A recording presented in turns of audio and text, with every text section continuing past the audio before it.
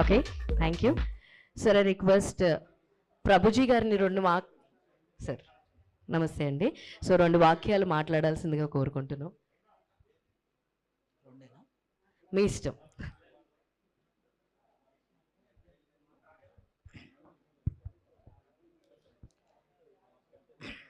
నమో విష్ణుపాదాయ కృష్ణప్రేష్ఠాయ భూతలే శ్రీమతే భక్తివేదాంత స్వామినితి నామనే. నమస్తే సారస్వతే దేవే గౌరవాణి ప్రచారిణే నిర్విశేష శూన్యవాది పాశ్చాత్య దేశతారణే. జై శ్రీ కృష్ణ చైతన్య ప్రభు నిత్యానంద శ్రీ అద్వైత గదాధర శ్రీవాసాది గౌరభక్త వృంద.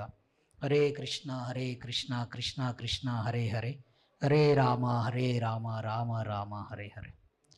అందరికీ నమస్కారం అండి. కొంచెం మాకు ఈ సినిమా ఈవెంట్లు కొత్త, ఇన్ఫ్యాక్ట్ ఎప్పుడు రాలేదు నేను. So I'm like an odd man out here. Although I'm a guest, I'm N odd man out. Okay. So ఇక్కడికి ఆహ్వానించిన పెద్దలకి ముందు నమస్కారం.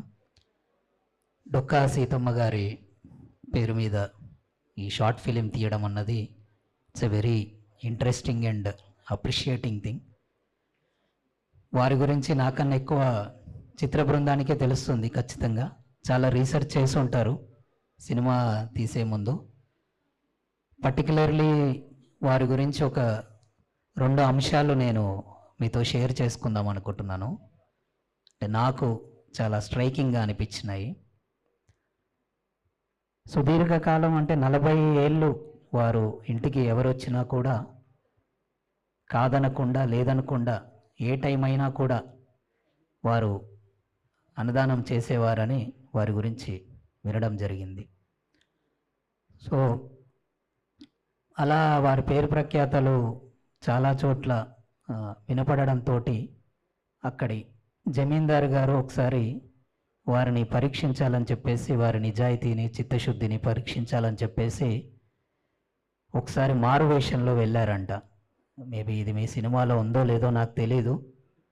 సో ఒకసారి మారువేషంలో వెళ్తే అప్పుడు గోదావరి చాలా వరద ఉధృతి ఉందంట.